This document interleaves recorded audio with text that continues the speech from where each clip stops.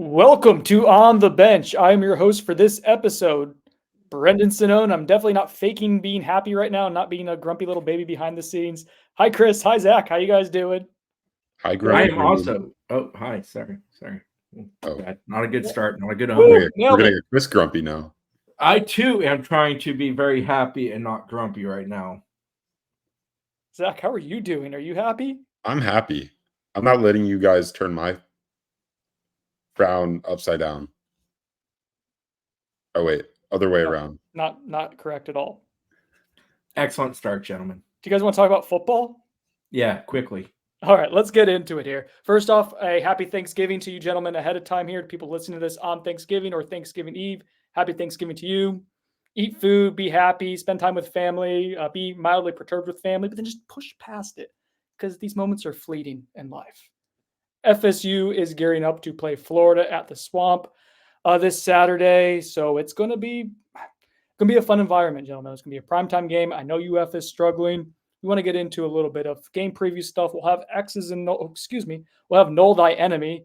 Too many Null puns for me to keep in mind. We'll have Null Thy Enemy on Friday morning with Trey and Dane to give you a more thorough look at what UF is doing. Also, the X and Nulls guys did a really good job scouting some of UF's tendencies. So we'll talk a little bit UF here and preview the game, but let's talk about Florida State and where this program is at right now. Last time we spoke to you, we were obviously commemorating the Jordan Travis injury, we're talking about Jordan Travis injury, commemorating his career and all the wonderful things he's done at Florida State. He was at practice today. That was awesome to see.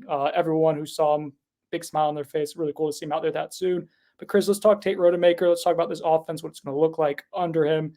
How are we feeling with what Tate did this week? You've obviously been at both practices, and what's your confidence level like with Tate going into this rivalry game? Tate's been fine. It truthfully hasn't felt all that different with Tate at quarterback in the sense of how he goes about his day and practices. The only difference is the elevation of what team he's working with. Had a bad start to yesterday as far as one of the first passes he attempted, getting it picked off. Mike Norvell referenced that today after practice on Wednesday. He responded pretty well to that and had an overall good day. Tate looks like Tate. Big arm, fully capable of pushing it down the field. The really strong parts of his game are things that I think FSU will need to lean into. I think the most pleasing thing to me, definitely at Wednesday's practice and overall over the 2 days, really clean sheets for the wide receivers and tight ends, a lot of good catches. Keon Coleman had a really acrobatic catch on Tuesday. I think Mike Norvell called it stupid, to be exact. And then can you emulate the Destin Hill screech that went along with celebrating? No, it's what I imagine a hyena sounds like while getting skinned, but that's just what I'm going with. Chris, it'd be like your Becky scream, but if you continued it on and off for about 30 seconds while running. Yeah, I'm not going to do that to people in their cars driving for Thanksgiving in bad traffic. That's a great way to get sued for something we don't need to get sued for. Put that out there. Ja'Kai Douglas had a really nice day both days. Truthfully, Ja'Kai Douglas has had 2 really good weeks in a row. He's just had good practice upon good practice. I think Tron looks as healthy as Tron has looked at any point this year. Mm-hmm. Disappointing that finally comes at the end for him. But what I'm getting at is I think we're going to make so much of Tate. And yes, Tate's going to matter significantly. It's going to be a central focus of Saturday's game, at least by kickoff, if not throughout the game. But to me, it's the supporting cast. They look like they understand the task at hand. They look healthy. They look good. Mike Norvell talked on Saturday about not needing drops, needing guys to support his quarterback well. It felt like that in practices. Buyer Sonnone for you two, sponsored by the Turner Group. Is the team, have they taken a noticeable step up in intensity coming off of what occurred over this past weekend with Jordan?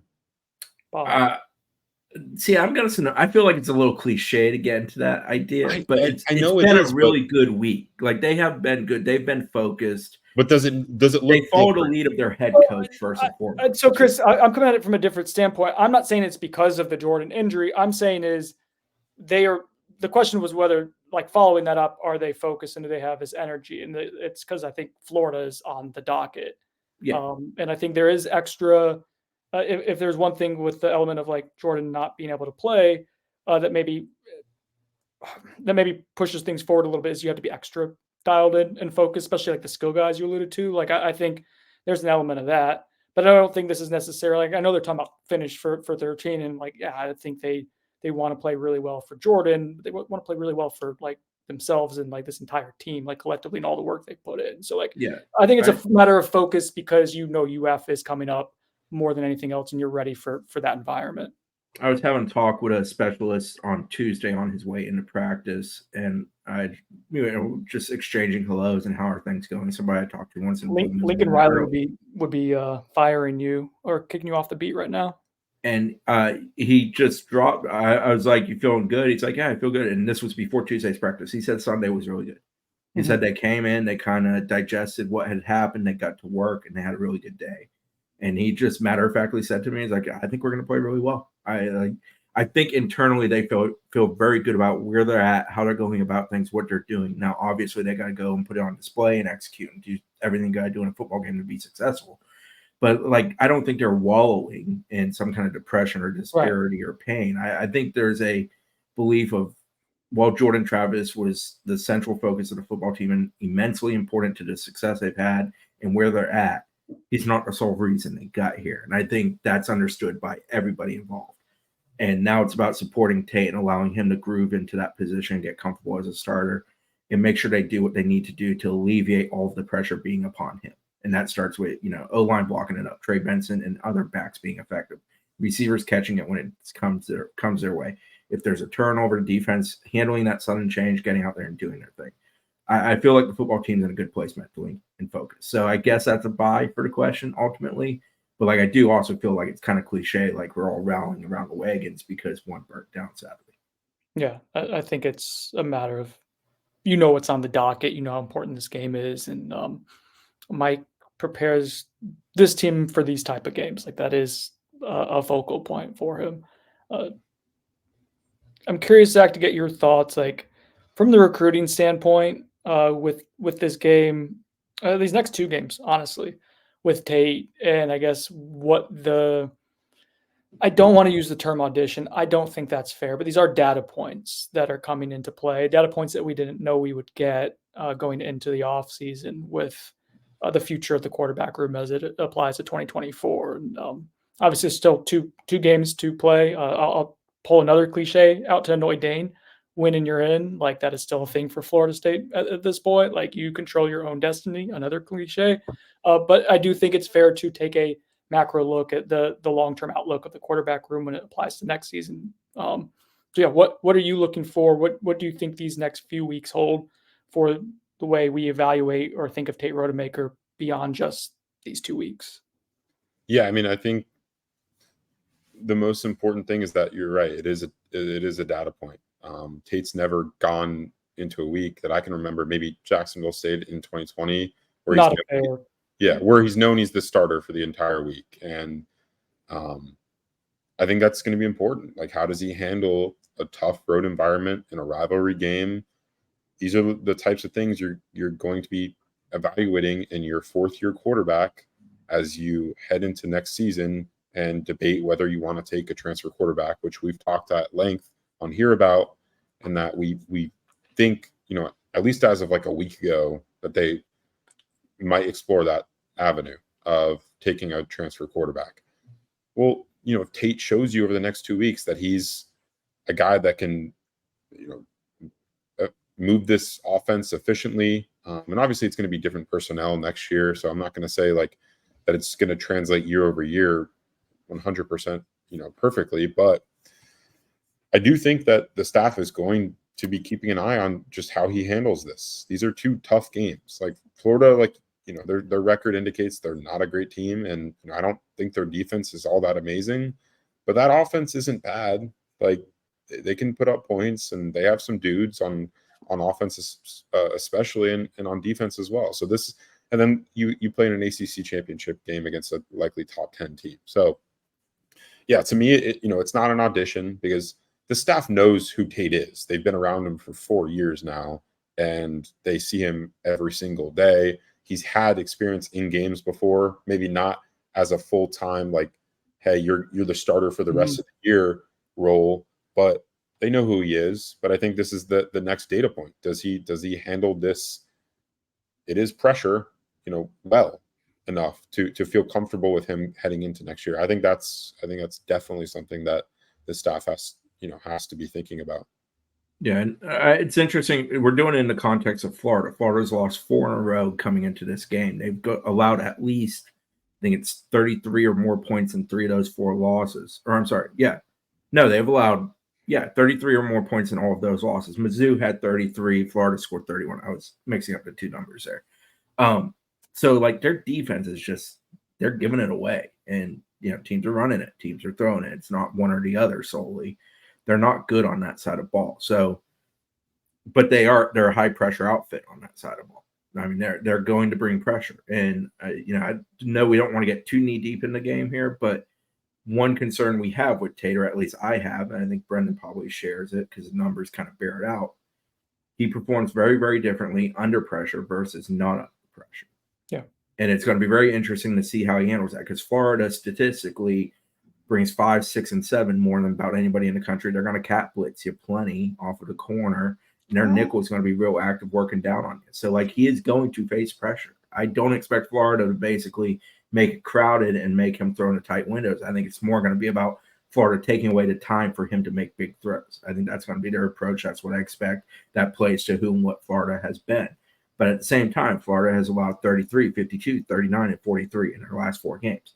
So, like, go and seize the moment. Like that, to me, the thing is they got to get Tate comfortable early. They need to run the ball. They need to get settled in as an offense. FSU does, but like, don't be fearful of going after Florida. Florida is made to go after from an offense versus their defense standpoint.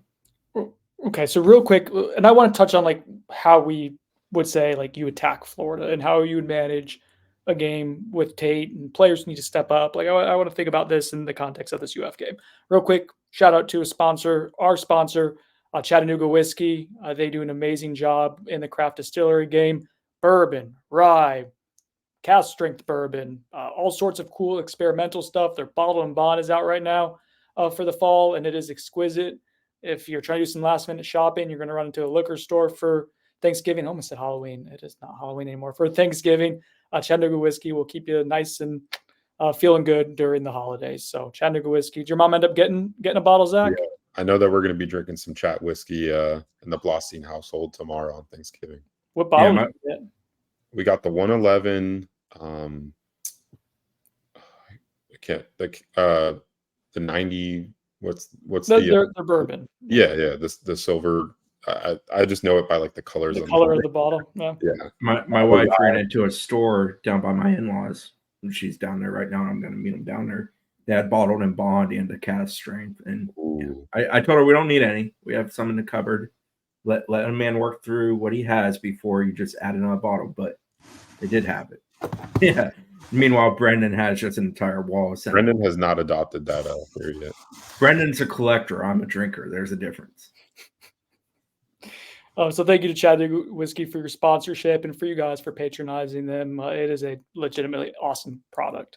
All right, let's talk about Tate. Let's talk about Florida's defense. Let's talk about guys who need to step up for Florida State going into this matchup. Chris, you referenced some of Tate's struggles when dealing with pressure. And 2 things first before I get into these little nerdy numbers here. Context with him is like very, very small. Like the numbers can be very misleading only because he doesn't have a ton of like at bats, right? So 1 or 2 bad plays or 1 or 2 good plays skew those at a pretty drastic rate. So that's the first thing. I can't remember what the second thing was going to be, so I'm just going to go into what the stats were. There's a situational factor. He's always been plugged into games or come in when games are in hand. Vastly different when you're starting with 60 minutes left on the clock. So with Tate, and this is from PFF data, this is among quarterbacks with at least 20 dropbacks this season. Tate Rodemaker with a clean pocket. He has a 93.1 PFF passing grade, which is second nationally only to Caleb Williams. Let that sink in. Like clean pocket, Tate, who we know has an elite arm, it looks really good. When he's pressured, he has a 38 PFF passing grade, which is 191st nationally out of 199 qualified quarterbacks. That was the other qualifier I wanted to put in there. Is that like all quarterbacks are going to do better when they're passing from the clean pocket than under pressure. So that's why I think it's important to have the national ranking in there too, because it kind of shows where they get skewed a little bit. But the most interesting thing to me, guys, is when he is pressured, his time to throw is 4 seconds, 4.08 seconds, which is 33rd nationally. Which means he's holding onto the ball for too long. That would be anecdotally, Zach, yes. And I think we see that, right? So yeah, I think that. The only reason I want to see him holding onto a ball on Saturday is if they're truly setting up a vertical shot. If it's just a matter of giving time to get vertical to get long, I think, they're going to try to get it out of the ball out of his hand pretty quickly. Force schematically with some of the stuff they're going to. Yeah, I'm saying Florida State. I think Florida State's going to get coached to try to get out of his hand pretty quickly. I think that's the right. But I do think they'll set up for shots. Well, yeah, because his biggest strengths are his arm strength is one, right? That is ample. That is NFL like good arm strength. His mobility, number 2, that is a thing. Can we get to the point where we just stop saying he's sneaky athletic? We know he's athletic now. So every single coach on Monday, a head coach and all 3 coordinators, and then Tony Tokarz when he spoke today, everyone went out of their way, even when it wasn't asked about, to bring up how athletic he is. So we know he's athletic. It's very well establised at this point. He was, he had the top GPS time. And Tony referenced TikTok, which I absolutely love Tony for doing for the record. Yeah. But even the TikTok was like 2 years ago. Like we know. Like, maybe nationally, but it lives on. Are you talking about the one where he was dancing, Chris? No, I think some of the flips and stuff he was doing. I saw that. I think he was out there with Chubba Purdy. Is that how far ago we're talking about? I think like 2020. Now he's he had like an over 20 mile per hour GPS split on in one of their workouts, I guess, over the summer. And then, he does like flips and stuff. I think the biggest thing for him is he's not quick in like a short area. He's more like long speed, I would guess. And he's more straight than wiggle. Yeah. He's 6'4", 200 pounds. So like he's wiry, but he's, I think he has some physicality to his game. We haven't really seen him use his legs all that much. He used them some against North Alabama. I think he picked up 1 first down that way. But I'm interested to see kind of how they utilize that athleticism against UF. His athleticism is something that you can utilize. And what's the way that you can utilize athleticism as well as arm strength while minimizing, RPO. You could do that. And that would maybe allow, depending on what the RPO is, like the ability to read, moving them out, rolling them around a lot, like I think makes sense, to where you're splitting the field in half, making the reads really, like I think those are things that, if it were me, I'd be focused on with Tate to try to alleviate some of his over processing, especially early on in that atmosphere. Let him get comfortable. That's going to be super important.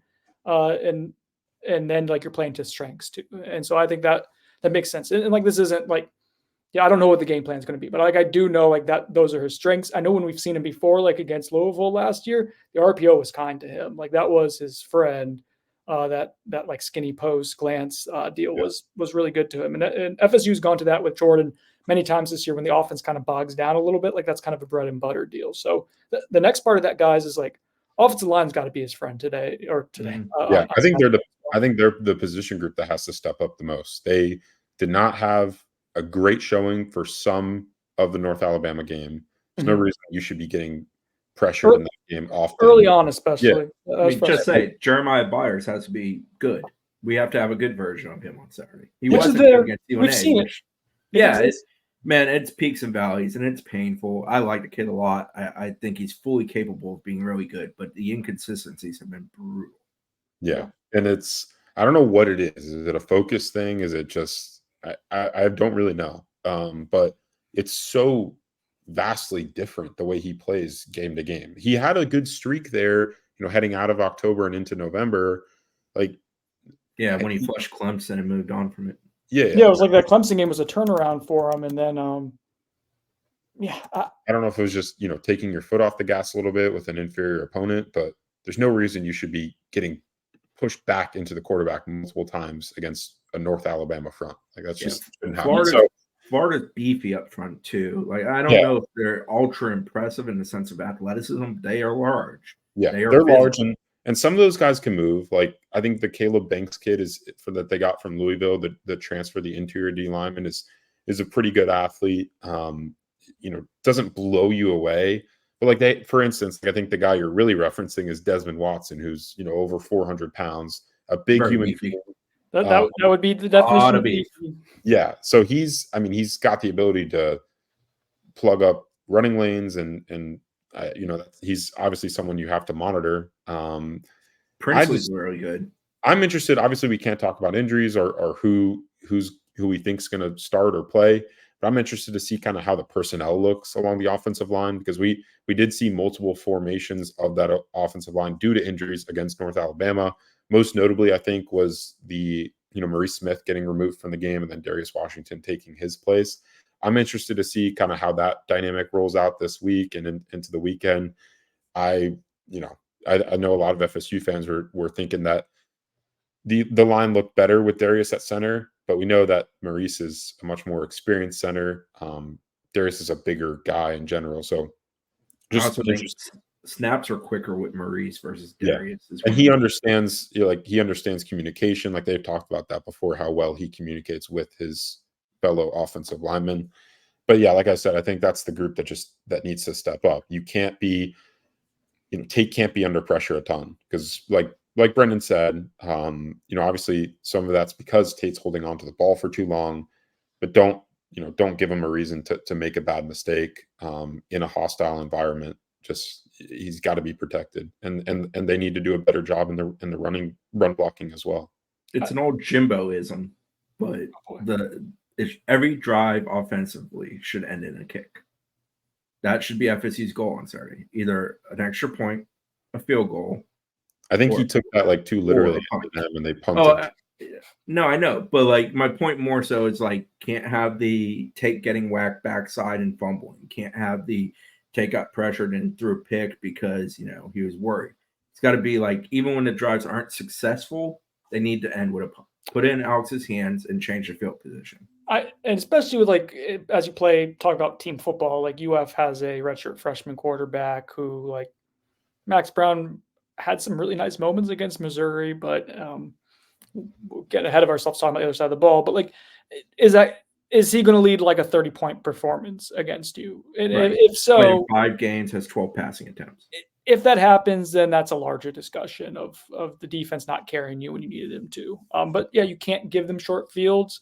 You can't listen, we've been spoiled with covering Jordan Travis, is that he doesn't turn the ball over very often. That is not something that Jordan did. He protected the ball. They talked about that all season. He protects the football at a really high level. Tate, with limited data points, not as much. Some of that's unfair if you're going way back, right? But we're there at practice, Chris. We know who the cleanest person is who's keeping the football safe. Right. And we know who isn't. And that A-game Tate is a legitimate, when he harnesses that A-game, it is a thing of beauty. It is legitimate, NFL tools. There is an F-game Tate out there, too, that we've seen before.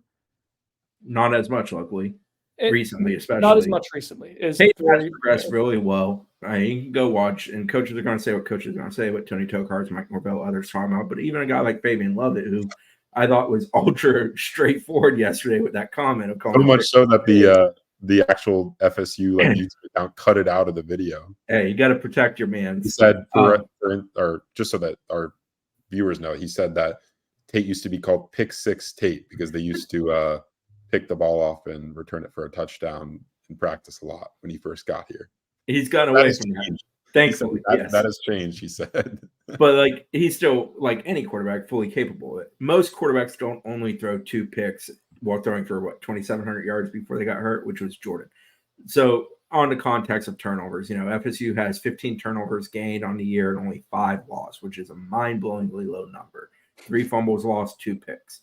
Florida, on the other hand, only has 7 takeaways while having lost 11 turnovers, 7 fumbles, 4 interceptions thrown by UF. So UF's not particularly good at taking it away, which plays into the whole their defense just hasn't been very good this year. But you don't want them to have an off day in the sense of having a much better day than normal for them. Yeah, can't make it easy for them. You have to force that offense to drive. Tate has it in him to really have some electric throws. You sprinkle those in, protect the football. You need the run game, I think, to be your friend, too. I think that's a big part of this. Zach alluded to it with the offensive line play. I think Trey Benson has a big game. Yeah. I like the way he practiced this week. Today, I loved. He was just joking around with the backup specialists, pretending to kick the ball while they were kind of the side waiting for the ones to do field goal stuff. It's good to see him light, relaxed. I thought he ran really well this week, too. He was someone who obviously wore his emotions very, very out there on his sleeve, and had a hard time with watching what happened to his friend on this past Saturday. So like, I think the way he's carried himself in practice this week has been encouraging, and you need him and the entire running back group to run hard, be efficient, find the gaps that are there, and help take pressure off of Tate Rodemaker. So I think that's all there. It's on the table. Like, I think there's a potential for you to get over 30 points against this defense that exists. And if you do that, I think you're in a really good spot. Let's take a quick commercial. Oh, go ahead. I was just going to add, Florida is allowing 27.9 per game, which is 85th in the nation. So, but what's it been in the last 4 games, Chris? 33 allowed, 52 allowed, 39 allowed. That was an overtime against Arkansas, and 43 allowed to Georgia. And even before that, they had the shootout with South Carolina where they allowed 39. So over the last 5, it's been a bloodbath. Vanderbilt, they only allowed 14, and that was back on October 7th. So damn near 2 months removed from that. So yeah, that is on the table for you to go ahead and score a healthy amount of points. I think so. If you do that, you're in really good shape because we'll get back to it after this commercial break. But UF's offense. All right, welcome back. Unless you're watching on YouTube and then you just saw me be silent for like a second. The production quality, get what you movie magic, guys. UF's offense, I find to be really interesting because their skill talent is the best it's been in several years. Like, it is really good. Chris, real quick, let's get into the skill talent before we kind of talk about them holistically. Talking about UF skill talent offensively? Yes. Yeah, so two-headed rushing attack with Trevor Etienne and Montrell Johnson. They both have 710 rushing yards on the dot. Kind of a wild statagami, if you want to say. 737 gained each, 27 lost each, 710 total each. Etienne averages 5.9 per carry. Johnson averages 5.3 per carry. Etienne has 8 touchdowns on the ground, while Johnson has 4. Florida as a whole has 20, so 8 other touchdowns beyond those 2 guys on the ground. Receivers, we're all very familiar with Ricky Pearsall, thanks to the first half of last season's game where he went apeshit. 11 games this year, 64 receptions, 948, and 4 touchdowns. And then you got Eugene Wilson, the third, who is a very speedy, athletic dude, a guy that you can do some eye candy stuff with, which after last week with North Alabama pulling every trick out of the bag, it wouldn't shock me if Florida maybe goes with some of those ideas. But Eugene Wilson's second on the team and had only played in 9 games, 58 receptions, 502, and 6 receiving touchdowns, which leads the Gators. So those are kind of the big 2 guys to know from a receiving standpoint. The backs that we mentioned are the 5th and 6th best receivers on the team as far as yardage. Johnson's got 30 for 236 and a touchdown, while Etienne has 18 for 173 and a touchdown through the air. We referenced earlier they're on Max Brown, backup quarterback. He's played in 5 games this year, only has 12 passing attempts, 10 of 12, no picks, 106 yards through the air, no touchdowns. Longest completion is 27 yards. Average per game on the season is only 21 yards. So it just speaks to how little he's played. That's for Max. One other thing to throw in there. The long Chris is 27 yards, you said? 27 yards is his longest completion. I think that was Mertz like a 61-yarder. All right. Yeah. All right. Gotcha. So, one thing with Florida, and obviously a lot of the passing stats are obviously Mertz. He had 358 of their 374 attempts on the season entering this game. They're a high completion percentage team, hovering around, I think it's 73% as a team. So, like, it kind of speaks to a controlled passing game in the sense of a lot of underneath stuff and whatnot. It'll be interesting with Brown, how they approach it. Are they going to be super controlled and maybe try to run ball and control things with Brown getting comfortable, or do they maybe try to open it up and get shots of Pearsall or get something where Wilson's in space and is able to use his speed because he has very high level speed? Okay. I think that's a good summary. I will say, just adding on that, ETN does scare the crap out of me. I think he's very good. If I'm Florida State, and I liked what I saw in a very small sample size for Max Brown, watching some of that, did a little bit of watching it with Dane this morning while we had a little bit of breakout practice. And like, yeah, that he's fairly mobile, more quick than he is like an explosive athlete, but he's got quick feet and he's tough. He'll sit in there and make a throw. He didn't seem flustered at all against Missouri. That's really encouraging for UF long-term, not as encouraging for FSU if you have to play in the next couple of years. But his wide receivers help him out a ton too. And I think that's going to be an element of like, you know, what I would do if I'm Florida State is I force that young, inexperienced quarterback to beat you through the air, and those wide receivers keep beating you on 50-50 balls, so be it. But they want to run the football. It's a Billy Napier staple. Their offensive line might be a little dinged up. We'll probably have more on that as the week goes on, hopefully. I don't think their offensive line is all that great, even if they are healthy. All right. The center's been out for much of the year. Kingsley, I don't know how to pronounce his last name. Acuna. So Is it Acuna? That sounds right. So they've been starting Jake Slaughter, who, if you remember, was a former Florida State commit. And I think Austin Barber was a tackle for them that was out last week. Maybe that's the guy that they're monitoring for this week. And the good thing about UF is they actually drop an injury report, I think, during the week. So you'll kind of get to know like what their injury status is heading into the game this weekend. But yeah, I mean, I think the offensive line is not a strength for them. There's a lot of talk about how they have 2 offensive line coaches and the recruiting hasn't been all that great. And I know they're not super satisfied with what they've done with the guys currently on the team. So that'll be something that, I think Florida State's defensive line and front 7 in general needs to take advantage of because we know how important, like you said, Brendan, UF's running game is to the success of that offense. And they really, they're not an insane running team. Like they're not, putting up crazy yards on everyone, but Trevor Etienne's an insanely talented player, and Montrell Johnson is not far behind him when it comes to talent. So they can make make things happen on their own, even if things aren't perfectly blocked up by that. Yeah, those are both Sunday running backs, right? Yeah, it's weird. Zach referenced it. They're 77. God, I am struggling today. I need this Mountain Dew to get through my bloodstream.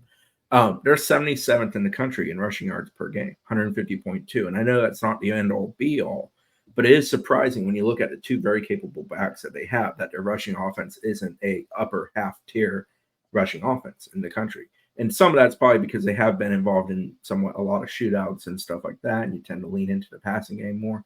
I'm sure that has played a role as well. And their EPA per play has been on offense, passing the ball 23rd nationally, and EPA per play, rushing the ball has been 29. So fairly balanced, like when you look at the advanced stuff there. But surprising to see for sure that the passing game's a little bit ahead of the running attack. Bad rushing games for them. They were dreadful against Utah, if you recall, in the opener. They only rushed for 13 yards in that game. And they also struggled against South Carolina running the ball. Those have been their 2 biggest struggles in the rushing attack. The best game they've had from a yard per carry average was 7 yards per carry. That came against Vandy. Take a common opponent, LSU, they ran for 4.31 per carry against. That's an awful LSU defense as well. Yeah, but, I'm surprised that one's that low. Well, but again, super well. That was a 52-35 game. Dynamics of a game sometimes impact your results too. FSU ran the ball well in the second half, buddy. Never forget the Rodney Hill running back set. Yeah, the Rodney Hill run will forever stick in my mind from that game. But yeah, UF secondary is interesting to me. They are really young. Besides, the one guy, Jason Marshall, who Florida State's obviously familiar with, recruited him a little bit out of high school, and he's been kind of their best DB, I would say, this year. Devin Moore is done for them, right? You got hurt. I don't know if I haven't heard if he's done, but I do know he was out this past game. It sounds like he probably won't play. I haven't checked on it this week though. So, but he was the other starting corner aside from Jason Marshall. And then they got some true freshmen playing in the back half of the defense who are pretty impressive. I think one is Bryce Thornton and the other one is Jordan Castell, who's actually from your neck of the woods. West Orange High, baby. Yeah. Costello actually leads the team with 59 tackles on the season, and he's been good solo. He's been really we liked him. Remember, he did a 7-on-7 at FSU. We liked him a lot. He was big, long kid, physical enough build, rangy enough. FSU offered him. Yeah, I don't think they ever pursued at all. I think that's a pretty good get for UF. But obviously, starting a true freshman in the secondary, there's going to be issues along the way, bumps in the ride, but they're investing in some of the youth on defense. We'll see kind of how that pays for them in the future. But for right now, I think you got to look at that as an advantage for Florida State coming into this game with multiple veteran wideouts who have a clear size advantage on UF's secondary, and moving into the front 7 with the linebackers. Like their top linebackers out for the year. Shamar James. He was second on the team. He is actually still second on the team in tackles, despite having only played in 8 games. He's missed like 4 games. Yeah, he's only played in 8, so this will be his 4th game miss coming up. Gotcha. So, yeah, Shamar James was their best linebacker by far. Derek Wingo is an athletic kid. FSU is a little involved with him out of the high school process, but I think he picked between like UF, Miami, and like one other school at the end. He's out of South Florida. He's a good player, but I've seen some UF fans complain about him being out of place and kind of getting lost, in some in run support as well as in coverage. So, Jaheim Bell, if you're looking for kind of a mismatch right there, that could be something to watch, or any of the other tight ends that Florida State cycles through normally on offense. That's just kind of my evaluation of UF's defense. I've been watching a few games throughout the year. Yeah. Are you a UF fan too? Like you're a UM fan, or? Real quick on who's going to pressure Tate potentially. It's Princely against what a U. Umami Yellen. There you go. You nailed it. That's why we keep you around, Zach. Yeah. He is credited officially in stats. I don't know what PFF says. 13 quarterback hurries. He leads them with 11 tackles for loss and 6.5 sacks. So he's by far their best. Yeah, by far their best pass rusher, and he's a guy that throughout the years like actually gotten into it with like Gator fans on Twitter, which I've found kind of funny. I like him more already. Yeah, but he's a good player. Like he's a guy that can cause issues for you off the edge. I think along their defensive front, like even in the interior, he's the most impressive prospect. That, like I said before, the interior guys, they can do some things, but like you said, Chris, they're more big and physical rather than get up the field and go at you. So that's yeah. I mean, if you're looking for guys to worry about along UF's defensive front, I think Princely Umamielen is the name to watch. I do always like looking at like who did the sacks come against, and it's not the end all be all. We've learned that with Jared Versus here. He's had good pressure against people. He had 2.5 of his 6.5 sacks come against Arkansas. Against Georgia, LSU, he was shut out. He had 1 against South Carolina. So just something there. What's up, Brendan? He's upset. I'm just happy that we've made this a quick, speedy podcast. We've delved into recruiting history on players for UF, and I'm sure our audience loves it. As someone who has to go in 10 minutes and still has another segment to do, less appreciative of the punctuality of my colleagues. But I digress. If I didn't just do that rant, we'd be moving along right now. So once again, comes back. Here, let me slow things down again. For any of you guys that are big FSU fans and maybe aren't subscribed to Noles247.com, this is the literal perfect time to do it. We have our best deal of the year going on right now, 75% off an annual subscription. I think someone did the calculation. It's like 50 cents a week, $27 for the entire year of coverage. And it's, like I said, the perfect time because there's so much going on over the course of the next month. The transfer portal opens very soon, right after the ACC championship game. And then we've got the signing day for high school recruits coming up on December 20th. We're going to have a ton of coverage on that. Plus, whatever happens in the postseason for your Seminoles. So head over to Noles247.com right now. The deal's only lasting for, I think, until Sunday. So make sure to capitalize on that if you want to be in on the intel all the time. Little birdie told me we had a really good first day, 3rd in the network, which is great. I can't say who's first, but it might be to a rival school. So, if you want to give us some bragging rights internally in the 24/7 network, inside the 24/7 Sports Network, it'd be really cool if we can keep climbing the ladder. So we appreciate the support so far. This is a big competition for Brendan specifically, so. I don't know if it's any more for me than for anyone else. I just like winning, and we win a lot in this. Win with us. Win with us.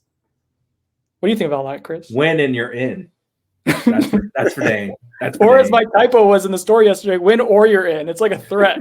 We're not the least bit tired. Oh no, it's been a emotionally draining week or so. Let's talk real quick about recruiting, Zach. A couple OVs that have been put on the docket that we recently confirmed.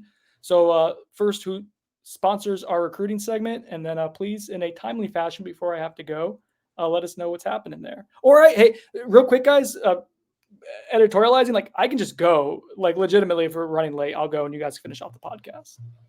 But go ahead. We're good. The recruiting segment is sponsored by, Football Coach College Dynasty, not tired. Football Coach College Dynasty is the #1 college football management game for PC. It's on sale right now, actually, for Black Friday. It's only $10. It's available on Steam. Go Not take stream. advantage of that. Not stream, like Chris likes to say, Steam. That's definitely something you're going to want to take advantage of. An awesome game that I have a lot of fun playing, and I know I've run into some Noles 24/7 subscribers at some games in Doak Campbell Stadium, and they were saying the same thing. So a lot of fun. Take advantage of that. Getting into recruiting talk, I reported today on Noles247.com that FSU locked in an official visit, the final official visit for Coy Parrish. I hope I'm pronouncing that right. That's Dane's favorite recruit of this cycle. They kind of look alike, so it makes sense. Yeah, you could say that. He's out of Minnesota. He's a Minnesota commit. 6'1", 195 pounds. He's a 93 grade in the 24/7 Sports Top 247 rankings. 84 player overall, number 8 safety in the country. I will note, although he's listed as a safety in the rankings, FSU views him as a linebacker. The next level, he's on their linebacker board. Randy Shannon's communicating with him, and that's how they got that official visit scheduled for December 15th through the 17th.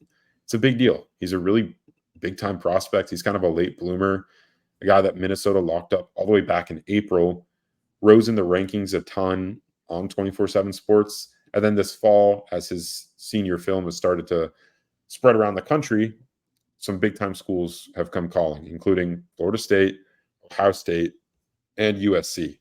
I would characterize Ohio State as kind of the biggest threat to flip him as of right now, just from kind of on the outside looking into this recruitment. I haven't really truly delved in to the inner workings of things with Coy Parrish, but I know that Ohio State is working hard to flip him, and they also have an official visit scheduled with him for the December 8th through the 10th weekend, which is the week before the FSU visit. It is a good sign that, if everything holds true, Florida State will get him on campus for his final trip before early signing day on the 20th of December, which is that Wednesday following the weekend of his visit. So that could be a positive sign. We'll kind of see how the numbers work out, because Florida State, I think they have 22 commits right now in their 2024 class. They've got some other guys that they're looking to add, and there will be a big official visit weekend the week prior to that, on the December 8th through the 10th weekend. And, we'll see kind of if anyone else joins the fold and how that impacts things. But I do think FSU might be interested in taking another high school linebacker. They're involved with Coy Parrish, as well as Aaron Childs, who's a Florida commit, a top 247 member as well. He's being committed to UF since, I think, the summer. Is actually going to be at the UF FSU game in Gainesville this weekend. And I think Florida State's been active there. Apparently, they've had some pretty good discourse, according to some sources surrounding that recruitment in the past few weeks. I think an OV could be scheduled between Childs and FSU moving forward. We'll kind of see if that occurs. I think if FSU beats UF in the Swamp on Saturday, that could go a long way towards making that happen. But as of right now, he's saying all the right things, Aaron Childs is, about the Gators. That's one to monitor kind of in the next, the coming weeks, as to whether FSU can pull off a flip there. Another guy I want to note just really quickly, Brendan, because I know I want to take up more of your time. Lugard Edapai out of Bishop McNamara in District Heights, Maryland, 6'6", 215-pound defensive end that FSU's been active with. He set up an OV to FSU as well for that December 15th through the 17th weekend. I think that's one that could be impacted on, what FSU sees enter the portal at the beginning of December. The portal opens on December 4th. So I think that's, obviously Florida State's going to put a premium on adding guys at the edge position specifically. So if any, notable names come up in the portal before that OV weekend, maybe that impacts things with that recruitment out of the high school ranks. That's pretty much it for the recruiting segment. What's up, Brendan? Chris, he was going slow on purpose, right? No. There's no way he wasn't going slow, talking real slow, like elaborated and I felt like he was reading a hostage note at one point as he was making sure. And I appreciate it. I get talking too fast at times. I feel like Machine Gun Jimbo at times. So, like, you know, he was making sure he was processing it correctly. But watching watching Brendan react to Zach talk with a subsequent text message about it. You're just a hater. Pretty great. That was good stuff. We're just under the time crunch. All right, let's get out of here. By or Sonnone, sponsored by The Turner Group. Florida State beats Florida to finish off the regular season 12-0. I will buy that. I think FSU will win. I don't think it will be an easy win. I think the score will be uncomfortably tight, but I think FSU wins. I'll buy that as well. I agree completely with Chris. I don't know what the spread is now, but it was too big at the beginning of the week, and I don't think FSU is going to cover if it's more than a touchdown or a touchdown, but I think they'll win in a close game. All right, final prediction. Now we're just getting it all truncated here. Sponsored by the Battle's End. If you like rosters that can go 11-0 and maybe potentially 12-0 and just win a lot of football games, the Battle's End is a place where you can go and support and be part of that collective and be a part of FSU's roster building and retaining and providing support for your favorite FSU players, giving them NIL opportunities. All right, my prediction, without thinking about it very much, I think it's a race to 24 points. I think FSU wins 27-21. Does that make sense? FSU 27, Florida 21. Chris. Go ahead, Zach. Anyone? I got 2 minutes. Go. All right, I'll go. I've literally given this very little thought outside of I believe it will be a tight one. All right, bye. You guys finish it off. Florida State 29, Florida 27. Okay. Florida State 31, Florida 29. All right, awesome. Great. Good stuff, guys. This has been Brendan Sonnone, Zach Blostein, Chris Nee for On the Bench. Thank you to our sponsors. Thank you for everyone listening. Have a happy Thanksgiving. Talk to you on Saturday or Sunday or Monday. I don't know.